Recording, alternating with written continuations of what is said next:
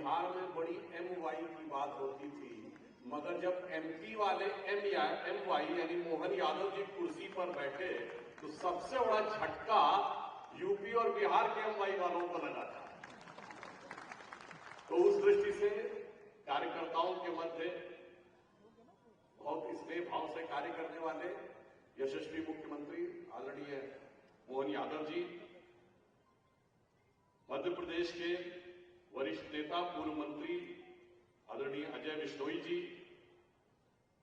श्री तुलसीराम सिलावट जी, श्री राघवेंद्र गौतम जी, यहां के अध्यक्ष श्री सुमित मिश्रा जी, संसद में हमारे साथी यहां के सांसद श्री शंकर लाडवानी जी, श्री कृष्ण मुरारी मोघे जी, श्री महेंद्र आडिया जी, श्री रमेश मेंदोला जी, श्री गोलू शुक्ला जी, श्री मधु वर्मा जी, श्री मनोज पटेल जी, श्री सुदर्शन गुप्ता जी, नारायण जी, श्री गोपी कृष्ण नेमा जी, डॉक्टर उमा शशि शर्मा जी, श्री सावन सोनकर जी, श्री प्रताप करोसिया जी, श्री महेश डालिया जी, श्री आलोक दुबे, श्री दीपक जैन, जिनके कार्यक्रम में भी 2 महीने पहले मुझे आने का अवसर मिला था, श्री पंकज सांघवी, श्री अजय कांति, श्री स्वप्निल कोठारी, श्री मुन्ना यादव जी, श्री अंजू मकीजा जी, श्रीमती मुद्रा शास्त्री जी, श्रीमती सविता अखंड जी, श्री सुधीर कोले जी, श्री हरिनारायण यादव जी और श्री गणेश अग्रवाल जी एवं श्री गिरीश शर्मा जी और इस सभागार में उपस्थित लोकतंत्र के सेनानी जो आपातकाल में जिन्होंने यातनाएं झेली और लोकतंत्र के संरक्षण को सुनिश्चित किया, उनको नमन और समस्त प्रबुद्ध बहनों और भाइयों, सर्वप्रथम मैं आज के इस अवसर पर हमारे जो लोकतंत्र के सेनानी मीसाबंदी यहां उपस्थित हैं, उनकी तरफ से यह पंक्ति कहते हुए अपना उद्बोधन प्रारंभ करना चाहूंगा। उन्होंने अपने जीवन को जिस प्रकार राष्ट्र के लिए समर्पित किया, अपार कष्ट सहे, यातनाएं सही, तो उनकी तरफ से मैं कहना चाहूंगा कि हे जन्मभूमि तेरे चरणों में हो समर्पित, मेरे जन्म जन्म के कर्तव्य कर्म सारे, आपातकाल आए कारा की यातनाएं, आपातकाल आए कारा की यातनाएं, सब सहेलियां है जननी तब शक्ति के सहारे, हे जन्मभूमि तेरे चरणों में हो समर्पित, मेरे जन्म जन्म के कर्तव्य कर्म सारे। और फिर देखिए स्थान और अवसर भी कितना सुखद और स्मरणीय है। सुरुचि और स्वाद के लिए, सुव्यवस्थित स्वच्छता के लिए संपूर्ण देश में जाने वाला इंदौर महानगर, पुण्य श्लोका महारानी अहिल्याबाई होलकर जी, जिनकी 300वीं जयंती हमने अभी मनाई है, उनकी यह पावन भूमि। और आज संयोग देखिए कि आज ही 21वीं सदी में पहली बार भारत के एक एस्ट्रोनॉट अंतरिक्ष यात्री शुभांशु शुक्ला आज ही अंतरिक्ष में जाने में सफल हुए। अर्थात यह दर्शा रहा है, आज जब हम यहां पर एकत्र होकर विचार करने आए हैं, तो भारत दुनिया की चौथी बड़ी अर्थव्यवस्था बन चुका है, चौथा बड़ा स्टॉक एक्सचेंज बन चुका है, तीसरा बड़ा ऑटोमोबाइल का मैन्युफैक्चरर बन चुका है, दूसरा बड़ा मोबाइल हेडसेट का मैन्युफैक्चरर बन चुका है। और जिस भारत के बारे में कहा जाता था कि यहाँ के लोग टेक सेवी नहीं है, नई टेक्नोलॉजी अडॉप्ट नहीं कर सकते, कम पढ़े लिखे हैं, वो आज डिजिटल ट्रांजैक्शन में दुनिया का नंबर 1 का देश है। G20 देशों में सबसे तेजी से बढ़ती हुई अर्थव्यवस्था बन चुका है, चांद के अछूते कोने दक्षिणी ध्रुव पर पहुंचने वाला दुनिया का पहला देश बन चुका है। और आज अंतरिक्ष यात्री को अंतरिक्ष में पहुंचाने वाला यह देश, मानो मैं एक पंक्ति में कहूं कि अरुण गगन पर महाप्रगति का अब ये मंगल गान उठा, करवट बदला अंगड़ाई सोया हिंदुस्तान। आज जब हम आपातकाल का स्मरण करते हैं, तो मैंने कहा ना, स्थान आपको ध्यान हो, आपातकाल की सबसे दुर्दांत घटना जो न्यायिक इतिहास में उसका संबंध मध्य प्रदेश है। ADM city of Jabalpur versus Shubhankar Shukla या सुधाकर शुक्ला कुछ नाम था, उस केस में सुधाकर शुक्ला नाम था, उस केस में जब सुप्रीम कोर्ट में वो केस गया तो क्या कहा सुप्रीम कोर्ट के जज ने कि अगर किसी व्यक्ति को पुलिस गोली भी मार दे तो क्या हम कुछ नहीं कर सकते? तो सरकारी वकील ने कहा, जी मिलॉर्ड, अगर पुलिस किसी को गोली भी मार दे और जेल में मार भी दिया जाए तो आप सिर्फ देखते रह सकते हैं, कुछ नहीं कर सकते, क्योंकि लॉ यही कहता है। सोचिए लोकतंत्र के लिए कितनी बड़ी चुनौती थी उस कालखंड में, और इसीलिए उसको आजादी के बाद की दूसरी लड़ाई कहा जाता है। उसमें हमारे पार्टी के अनेक गणमान्य नेताओं ने और हजारों लाखों कार्यकर्ताओं ने, 1 लाख लोग उस समय मीसा और DIR में जेल में बंद थे। हमारे अनेक वरिष्ठ नेताओं ने, स्वर्गीय अटल बिहारी वाजपेयी जी से लेके आडवाणी जी से लेके अन्य भी, हमारे प्रधानमंत्री श्री नरेंद्र मोदी जी उस समय एक सिख का वेश धारण करके उनकी ड्यूटी लगाई जाती थी कि पार्टी के और संघ के किस वरिष्ठ नेता को कहां पर ले जाना है, तो वो उन्हें उस स्थान पर गुप्त रूप से ले जाने की व्यवस्था करते थे। गोपनीय ढंग से छुपे रहते हुए छद्म वेश धारण करके पार्टी की मीटिंगें और संघ की मीटिंगों को आयोजित करते थे युवा प्रचारक के रूप में। हमारे रक्षा मंत्री राजनाथ सिंह जी की माता जी का देहांत हो गया जब वो जेल में थे, मगर उन्हें माता जी के अंतिम दर्शन करने और अंतिम संस्कार में आने की परमिशन नहीं मिली थी। आप सोचिए कि हमारी पार्टी के किन किन नेताओं ने किस किस प्रकार का त्याग किया, तब उसके बाद लोकतंत्र इस रूप में उभर कर सामने आया। परंतु मैं आपके सामने इमरजेंसी में क्या क्या हुआ, ये बहुत सी बातें आपने सुनी, परंतु वो कौन सी परिस्थितियां थी जिन्होंने बढ़ते बढ़ते इमरजेंसी का रूप लिया, जरा इस विषय पर विश्लेषण करने की आवश्यकता है। ऐसा नहीं कि इमरजेंसी अचानक एक जजमेंट आया, इलाहाबाद हाईकोर्ट और इमरजेंसी लग गई। वो मानसिकता लगातार कई वर्षों से डेवलप हो रही थी। एक नहीं अनेक घटनाएं जो भारत के इतिहास में बड़ी विचित्र थी वो घटित हो रही थी। 1966 में गोरक्षकों पे गोली चलती है, वो तानाशाही की एक पहली दुखद और दर्दनाक अभिव्यक्ति थी। उसके उपरांत आप देखिए देश की शासन व्यवस्था को नियंत्रित करने का एक योजनाबद्ध प्रयास कांग्रेस के द्वारा श्रीमती इंदिरा गांधी जी के द्वारा हुआ। प्रिवी पर्स खत्म किया जाता है। प्रिवी पर्स खत्म करने का उद्देश्य कोई राजे महाराजाओं के अधिकार में कटौती करना नहीं था, जन सामान्य का कल्याण करना नहीं था। उस समय तक राजे रजवाड़ों का प्रभाव था समाज में, तो जिस किसी का भी प्रभाव उसे समाप्त होकर सिर्फ मेरा प्रभाव रहना चाहिए, उस दिशा में आ गया। उसके बाद बैंकों का नेशनलाइजेशन किया, उसका भी उद्देश्य जन जन तक बैंकों को पहुंचाना नहीं था। अगर ईमानदारी से 1968 में बैंकों का नेशनलाइजेशन किया गया था तो 2014 तक इस देश के केवल 20% लोग बैंकिंग सिस्टम से जुड़े थे। ये नहीं होता। प्रधानमंत्री मोदी जी ने आने के बाद वर्ल्ड का बिगेस्ट फाइनेंशियल इंक्लूजन किया। आज 55 करोड़ जनधन खाता धारक हैं। तो वास्तविकता में जिसे कहते हैं जनहित में नेशनलाइजेशन कब हुआ, उसका भी उद्देश्य क्या था?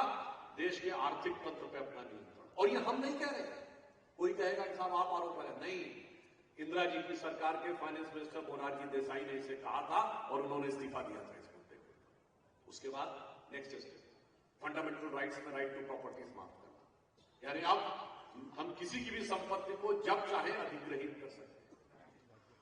उसके बाद PSUs बने, पब्लिक सेक्टर अंडरटेकिंग। उनका उद्देश्य देश के इंडस्ट्रियल डेवलपमेंट को आगे, आदरणीय कैलाश विजयवर्गीय जी हम सबके मध्य हैं, उनका स्वागत है। PSUs को बनाने के पीछे उद्देश्य ये नहीं था कि भारत की जो इंडस्ट्रियल पावर है उसको बढ़ाना है। हम ये तब मानते हैं, जैसे आपने HAL बनाया, वो अच्छी बात है। तमाम प्राइवेट कंपनीज इस लायक नहीं थी कि वो डिफेंस के क्षेत्र में कोई बड़ी कंपनी बना सके, परंतु उसका उद्देश्य भारत की इंडस्ट्रीज पर नियंत्रण करना। और मैं क्यों बोल रहा हूं? स्कूटर्स, इंडिया स्कूटर बनाती थी, सरकार का काम स्कूटर बनाना। टीवी बनाने की कंपनी सरकारी, अपट्रॉन। घड़ी बनाने की कंपनी सरकारी, HMT। अब आप ये बताइए, क्या स्कूटर बनाना, घड़ी बनाना और टेलीविजन सेट बनाना सरकार का काम था? नहीं, ये सारी व्यवस्था को अपने नियंत्रण में करने का एक कदम था। स्टेप बाय स्टेप चीजें आगे बढ़ रही थी और लोगों ने उसे ध्यान नहीं दिया। फिर एक ऐसा दौर आया, भारत के इतिहास का एक इकलौता और विचित्र उदाहरण, जब किसी पार्टी के प्रधानमंत्री ने राष्ट्रपति पद के उम्मीदवार ने अपनी ही पार्टी के औपचारिक उम्मीदवार के खिलाफ वोटिंग देने की अपील कर दी। नीलम संजीव रेड्डी कांग्रेस के राष्ट्रपति पद के आधिकारिक उम्मीदवार थे। श्रीमती इंदिरा गांधी जी ने प्रधानमंत्री के रूप में अपने ही सांसदों से कहा, अंतरात्मा की आवाज पे वोट करो, और अपनी पार्टी के ऑफिशियल प्रेसिडेंट कैंडिडेट को हरवा दिया। ये पार्टी के ऊपर पूर्ण नियंत्रण पाने की एक प्रयास था। इसके बाद एक और दौर शुरू हुआ। जब इंदिरा जी की अल्पमत की सरकार बनी तो कम्युनिस्टों ने उनको बाहर से सपोर्ट किया। उसके बाद क्या हुआ, देश के इंटेलेक्चुअल एस्टैब्लिशमेंट के ऊपर पूरा कब्जा करने का प्रयास शुरू हुआ। 1970 में जेएनयू बनी और उसमें वामपंथी लोगों को ही लाकर स्थापित किया गया। फिर उसके बाद Indian council of historical research, Indian council of cultural research, Indian council of scientific research, Indian council of philosophical research, Indian council of agriculture research, Bharat के समस्त बौद्धिक प्रतिष्ठानों के ऊपर वही लोग जाएंगे जो उस विशेष विचारधारा से निकल कर आएंगे। नियंत्रण करने का विचार सिर्फ इतना ही नहीं था, मीडिया को कैसे नियंत्रित किया जाए। Indian institute of mass communication 1970 में बनता है जेएनयू में। यानी अब किस प्रकार से एक विशेष प्रकार का नियंत्रण देश की हर व्यवस्था के ऊपर होता जाना चाहिए। और उसके बाद संवैधानिक संशोधनों का दौर शुरू होता है। 25वां संविधान संशोधन 1973 ब्यूरोक्रेसी के ऊपर कंट्रोल, फिर 38वां संविधान संशोधन जिसके अनुसार, और 39वां संविधान संशोधन, प्रधानमंत्री, राष्ट्रपति और लोकसभा अध्यक्ष के विरुद्ध कोई याचिका न्यायपालिका स्वीकार नहीं कर सकती। आप सोचिए, परिवर्तनों का दौर धीरे धीरे शुरू होता है। फिर मैं आपको एक वाक्य बोलूंगा कि देश की आवश्यकताएं इस समय क्या है, ये जजेस को समझने की जरूरत है। अगर वो नहीं समझते तो हम जजेस को ओवर रूल करेंगे, और यदि वो देश की जरूरतों को नहीं समझेंगे तो हम उन्हें हटा देंगे। आपको लगेगा कि इमरजेंसी में इंदिरा जी द्वारा दिया गया बयान, नहीं साहब, ये 26 अप्रैल 1942 को हिटलर के द्वारा जर्मनी की संसद रीस्टैग में दिया गया बयान है। आप सोचिए, जो विचार हिटलर का जर्मन रीस्टैग में था, वो विचार इंदिरा जी के कमिटेड जुडिशरी में रिफ्लेक्ट हो गया। फिर इतना ही नहीं हुआ, फिर अधिकार करने की लालसा। देखिए, मैं इसलिए कह रहा हूं इवोल्यूशन ऑफ प्रोसेस कहां से होता है। 1934 में जर्मनों की एक बड़ी फेमस फिल्म थी जिसका नाम था Triumph of the will. Nazi party के कन्वेंशन में उस फिल्म का मंचन किया गया। उस मंचन को समाप्त होने के बाद हिटलर के right hand person Rudolf Hess ने एक नारा लगवाया, Fuhrer is Germany and Germany is Fuhrer, यानी Hitler is Germany and Germany is Hitler. ठीक वही चीज रिफ्लेक्ट हुई इमरजेंसी में, India is Indira and Indira is India. सीधे वही नाजी विचार से प्रेरित, और ये वाक्य कहने वाला कोई कांग्रेस का सामान्य नेता नहीं था। कांग्रेस के राष्ट्रीय अध्यक्ष रहे देवकांत बरुआ थे, और आज तक कांग्रेस के किसी राष्ट्रीय अध्यक्ष ने ना इसके विरुद्ध प्रस्ताव पारित किया है, ना इसके लिए माफी मांगी है। तो यह आज तक कांग्रेस पार्टी का आधिकारिक बयान है। तो ये मैंने इसलिए आपको बताया कि आप समझ सकते हैं कि वो प्रोसेस ऑफ इवोल्यूशन कैसे बढ़ते बढ़ते यहां तक पहुंचा। और ये सिर्फ लोकतंत्र को समाप्त करने का प्रयास नहीं था। संसद के अंदर क्या किया गया, लोकसभा का कार्यकाल बढ़ा के 6 साल कर दिया। लोकसभा में और विधानसभाओं में कोरम की व्यवस्था है। कोरम क्या होता है कि 542 सदस्य हैं लोकसभा में, तो कम से कम 10% सांसद उपस्थित होने चाहिए, तभी कोई कार्रवाई होगी, यानी 55 होने चाहिए। कोरम को समाप्त कर दिया, यानी तो 60 करोड़ देश की आबादी थी तो 6 सांसद बैठ के भी निर्णय ले सकते थे। इस ढंग से व्यवस्था को किया गया। और इंडिया इज इंदिरा इस देश के लोकतंत्र के लिए नहीं, इस देश की आत्मा के ऊपर एक आघात था। क्यों? हम इस धरती पे खड़े हैं। पुण्य श्लोका महारानी अहिल्याबाई होलकर जी ने भी इस धरती को अपनी पुण्य भूमि और मां माना था। जितने भी हमारे महापुरुष हुए, जितने हमारे महान सम्राट हुए, सबने इस धरती को मां माना। जो इस धरती पे भगवान के अवतार हुए, भगवान राम, भगवान कृष्ण, भगवान बुद्ध, भगवान महावीर, उन्होंने भी इस धरती को मां माना। भगवान राम ने कहा जननी जन्म भूमिष्य स्वर्गादपि गरीयसी। सोचिए, और उस देश को एक नेता के बराबर खड़ा कर दिया गया। मुझे लगता है भारत की अस्मिता और आत्मा पर इससे बड़ा आघात नहीं हो सकता था जो इमरजेंसी के दौरान किया गया। इससे आप समझ सकते हैं किस गहनता के साथ भारत को, और भारत की लोकतांत्रिक परंपरा कोई भारत की 1947 की देन नहीं है। कोई सोचे देश आजाद होने के बाद बना। प्रधानमंत्री श्री नरेंद्र मोदी जी ने कहा है कि we are not the biggest democracy of the world, we are the mother of democracy. और मदर ऑफ डेमोक्रेसी हम क्यों कहते हैं? हम दुनिया के इकलौते देश हैं जिसने भगवानों में भी डेमोक्रेसी रखी है। अनेक भगवान हैं, आप जिसको चाहो उसको जाकर पूजिए। और डेमोक्रेसी का आलम यह था कि धर्म ग्रंथ के ऊपर भी तुम आके शास्त्रार्थ करो, कोई रोक नहीं थी।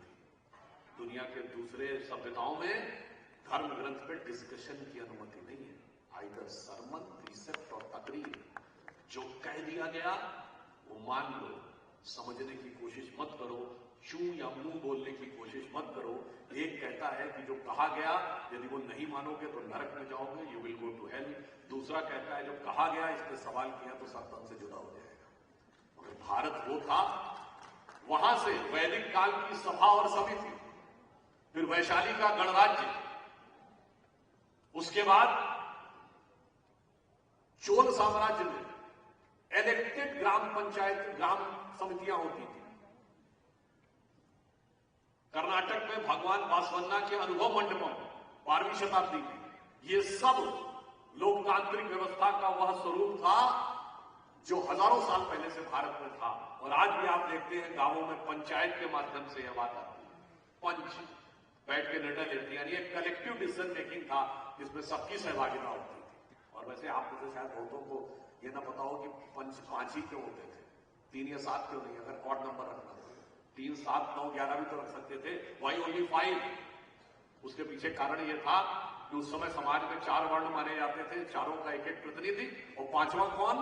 उस गांव के बाहर जो ट्राइबल्स रहते हैं, जो उस गांव के सीधे हिस्से नहीं है, मगर उसके द्वारा लिया गया कोई भी निर्णय उस आसपास के जनजातीय और वन क्षेत्रों को भी प्रभावित करेगा, तो एक प्रतिनिधि उनका भी होता था।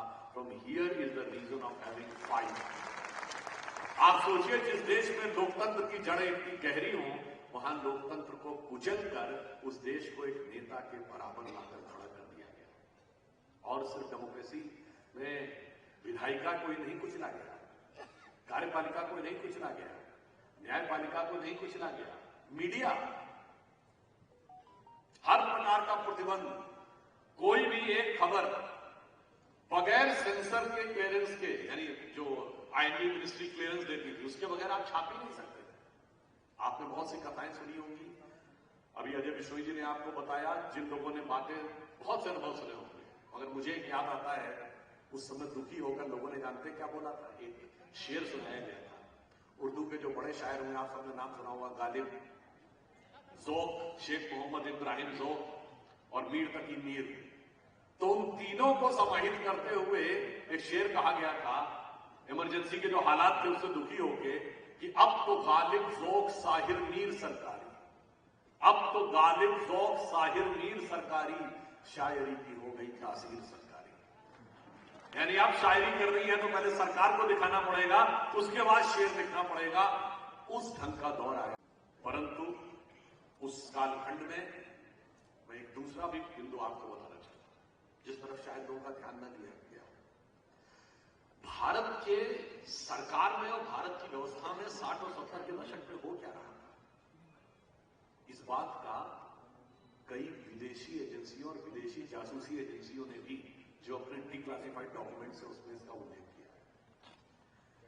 एक रशियन केजीबी का एजेंट था जिसका नाम था यूरी बैजमनेव, जो 60 और 70 के दशक में भारत में पत्रकार बन गया था। उसने बताया कि भारत की व्यवस्था पर कैसा कंट्रोल किया गया था और 1976 में जो संविधान का प्रियम्बल बदला गया, बाबा साहब अम्बेडकर ने कहा था कि प्रियम्बल ऑफ द कॉन्स्टिट्यूशन संविधान की उद्देशिका, संविधान की आत्मा है, इसे कभी नहीं बदला जाएगा। परंतु लोकतंत्र को कुचलकर, सारे विपक्ष को जेल में रखकर भारत के संविधान की उद्देशिका को बदल दिया गया। उसमें सेकुलर और सोशल शब्द जोड़ा गया। और ये वर्ड क्यों जोड़ा गया, इसका भी रहस्य समझने की जरूरत है। जब कॉन्स्टिट्यूएंट असेंबली की डिबेट हुई थी तो उसमें बाकायदा यह विषय आया था कि सेकुलर वर्ड होना चाहिए या नहीं। जिन लोगों को न पता हो तो मैं याद दिला देना चाहता हूं, संविधान सभा की प्रोसीडिंग्स में जाके चेक कर लें। मिस्टर केटी शाह ने यह प्रस्ताव रखा। जिन लोगों ने उस डिबेट में भाग लिया उसमें एच.एन. मुखर्जी, लोकनाथ मिश्रा और जवाहरलाल नेहरू जी थे। और लास्ट में डॉक्टर अंबेडकर का यह निर्णय था कि अगर सेकुलर शब्द होगा तो फिर माइनॉरिटी नहीं होना चाहिए, माइनॉरिटी होगा तो सेकुलर नहीं होना चाहिए। क्योंकि माइनॉरिटी शब्द वहां होता है जहां थियोक्रेटिक स्टेट हो, जो सेकुलर स्टेट होता है उसमें माइनॉरिटी मेजॉरिटी कैसे। परंतु उन्होंने कहा कि चूंकि नेहरू जी का बहुत आग्रह है कि माइनॉरिटी अवश्य होना चाहिए, इसलिए सेकुलर शब्द की आवश्यकता नहीं है। मगर हम इकलौते दुनिया के सेकुलर देश हैं जहां माइनॉरिटी भी है, माइनॉरिटी कमीशन भी है, माइनॉरिटी मिनिस्ट्री भी है और माइनॉरिटी को अद्भुत अपरिमित अधिकार भी है, और उसके बाद हम सेकुलर भी है। सोचिए, ये विचार जानते हैं कहां से आया? भारत के मूल स्वभाव, मूल संस्कृति और मूल व्यवस्था को नष्ट करने का एक सुनियोजित प्रयास था। यह यूरी बेजनेव के संस्मरणों में लिखा। उनका उद्देश्य था कि भारत को अगले 40 से 50 साल में कम्युनिस्ट बनाना है। और उन्होंने क्या वर्ड यूज किया था? उन्होंने कहा भारत की व्यवस्था के सारे सिस्टम हमारे कंट्रोल में थे। यानी उनका कहना था कि भारत की सरकार, भारत के मंत्री, भारत के तमाम पत्रकार, भारत के तमाम ब्यूरोक्रेट्स, भारत के तमाम जजेस उनके नियंत्रण में थे। और इससे पहले 3 बड़ी संदिग्ध घटनाएं भी भारत के इतिहास में आपातकाल लगने से 10 साल पहले हुई थी, उन 10 वर्षों में। एक, लाल बहादुर शास्त्री जी की संदिग्ध परिस्थितियों में हत्या, मृत्यु, जिसे बहुत से लोग हत्या मानते हैं, परंतु वो मृत्यु थी, आकस्मिक मृत्यु थी या हत्या थी, क्योंकि ना पोस्टमार्टम हुआ तो उसका पता ही नहीं लगा। उसके बाद दीनदयाल उपाध्याय जी की संदिग्ध परिस्थितियों में मृत्यु, जिसे एकमात्र छोटी लूटपाट और के लिए कई घटना के रूप में कर दिया गया। उसके बाद कांग्रेस के कोषाध्यक्ष रहे, जिनके ऊपर अनेक प्रकार के भ्रष्टाचार के आरोप थे, जो बाद में भारत के रेल मंत्री बने, ललित नारायण मिश्रा की संदिग्ध परिस्थितियों में हत्या, समस्तीपुर में बम विस्फोट में हत्या। ये 3 हत्याएं बड़ी गहरे प्रश्न खड़े कर रही थी कि भारत में उस समय क्या घटित हो रहा था। इसलिए उसे याद करने की जरूरत है। और इस बारे में केजीबी के पूर्व जासूस वसेली मित्रोकिन्स ने, जो सोवियत संघ के विघटन के बाद केजीबी की बहुत सी फाइल्स को लेकर लंदन चला गया, उसने 2006 में एक किताब लिखी 2 पार्ट में, Mitrokhin's archive, KGB and the world. उसके पार्ट 2 में भारत के बारे में पढ़ा। ये वसेली मित्रोकिन्स की किताब 2006 में लंदन में छपी, Mitrokhin's archive, KGB and the world part 2। मैं आप सभी प्रबुद्ध लोग हैं, उनसे कहूंगा उस किताब को जाके पढ़िए। जो उसमें लिखा है, मैं नहीं कहता हूं सब कुछ सच है, पर आज तक कांग्रेस का साहस नहीं हुआ कि उसका खंडन करे या उन किताब लिखने वालों को जाके अदालत में चुनौती दे। पेज नंबर 340 से 350 के बीच में लिखा है, उनके अनुसार कि केजीबी का यह सुझाव था कि भारत में जो रिप्रेजेंटेटिव थे यहां, वो इस पक्ष में थे कि भारत में इमरजेंसी लगनी चाहिए। As per Mitrokhin's archive, KGB and the world part 2, 10.6 million rouble, यानी लगभग 1,60,00,000 रूबल उस जमाने में, उनका कहना है, मैं नहीं कह रहा हूं, कांग्रेस पार्टी को दिए गए।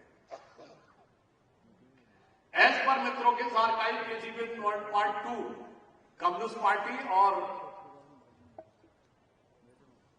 केजीबी ये सुनिश्चित कर रही थी कि इंदिरा जी की कांग्रेस की छवि अच्छी हो और कैसे उनके पॉलिटिकल अपोनेंट्स को डैमेज करके डिमोलिश किया जा सके। इसलिए मैं कह रहा हूं कि जो कुछ घटनाक्रम हुआ था ये बहुत सामान्य और सहज नहीं था। इसके अंदर बहुत से गहरे प्रश्न विद्यमान है और उसमें यह भी लिखा है कि चुनाव जब हार गई इंदिरा जी 77 में तो भारत में रूस के राजदूत को तलब किया गया और मॉस्को में एक बैठक की गई जिसमें इस बात पर आश्चर्य व्यक्त किया गया कि इतने संसाधनों का प्रयोग करने के बाद भी कांग्रेस चुनाव कैसे हार गई। पुनः मैं कैबिनेट लगा के कह रहा हूं, ये मैं नहीं कह रहा हूं, ये मित्रों archive KGB in the world part 2 में लिखा है।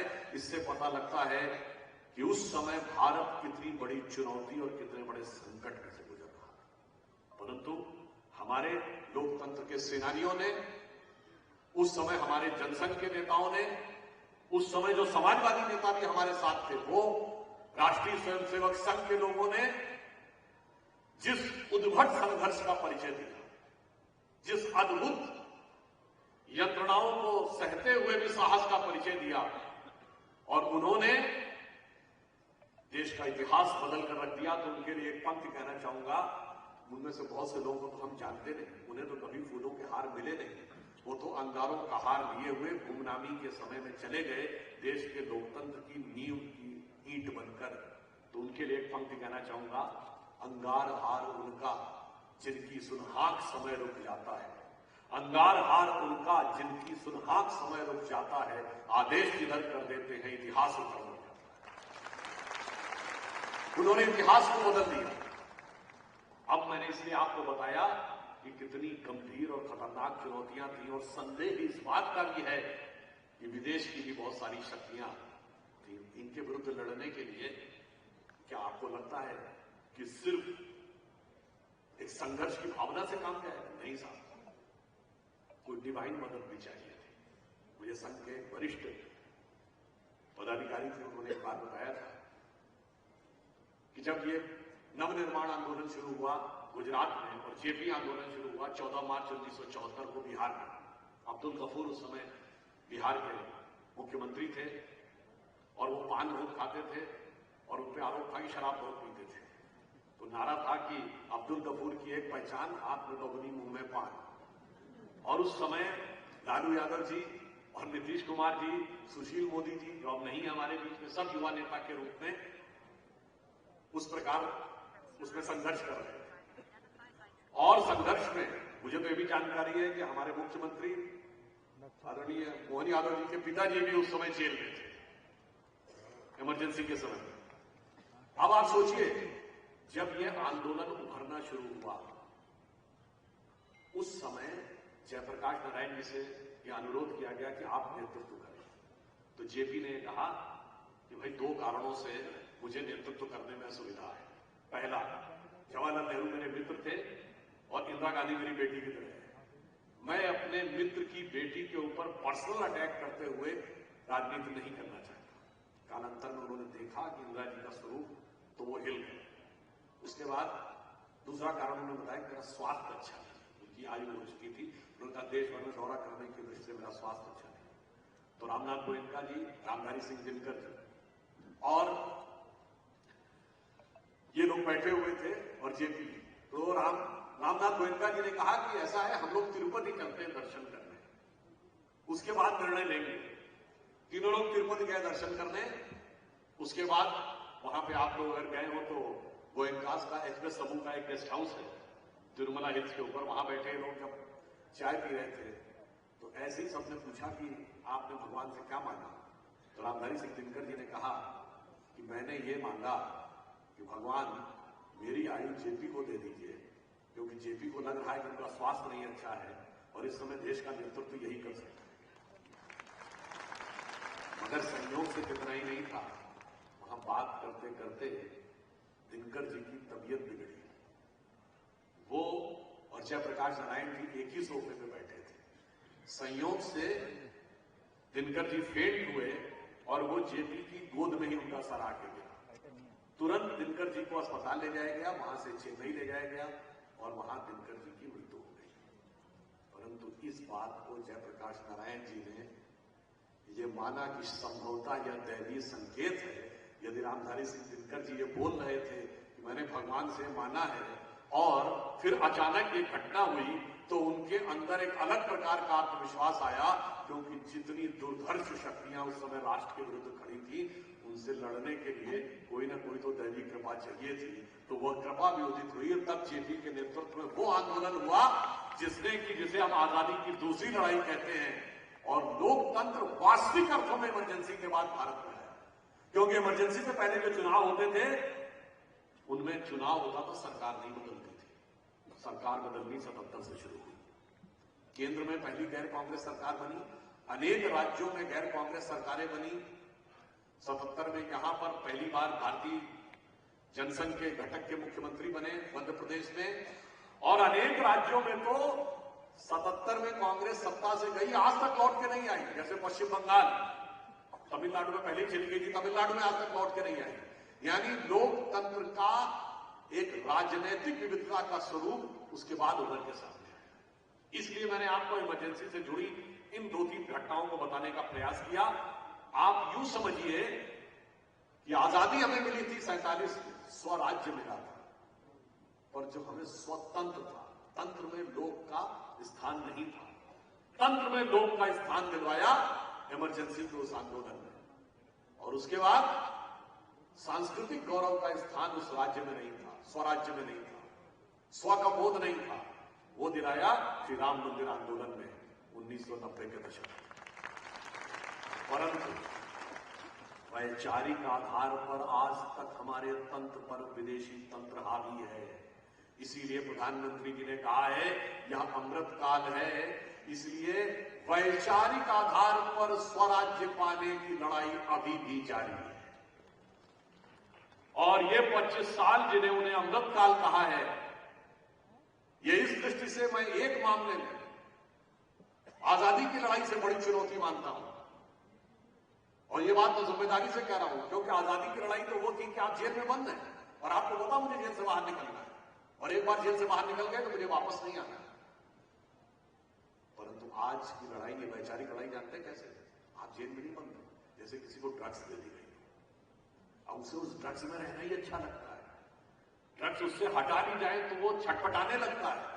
उस ढंग का एक वैचारिक संघर्ष आज भी, तो मैं कह सकता हूं इमरजेंसी अभी पहला चरण था, जहां से वास्तविक लोकतंत्र का उदय हुआ राजनीतिक पक्ष में। श्री राम जन्मभूमि आंदोलन दूसरा चरण था, जहां सांस्कृतिक पक्ष में उदय हुआ। तो आज मोदी जी के नेतृत्व में भारत जिस संघर्ष को चल रहा है, ये वैचारिक दृष्टि से आंदोलन का वह तीसरा चरण है, जिसमें भारत को अपने स्व का बोध करना है। और यह बात जब मैं कह रहा हूं तो मैं पूरी जिम्मेदारी से कह रहा हूं। बहुत से लोग कहते हैं साहब आपने कहा कि आप लोग तो ये कहने लगते हैं कि 2014 के बाद ही आजादी आई। हमने कभी नहीं कहा 2014 के बाद आजादी आई। 2014 के बाद आजादी का बोध और आत्म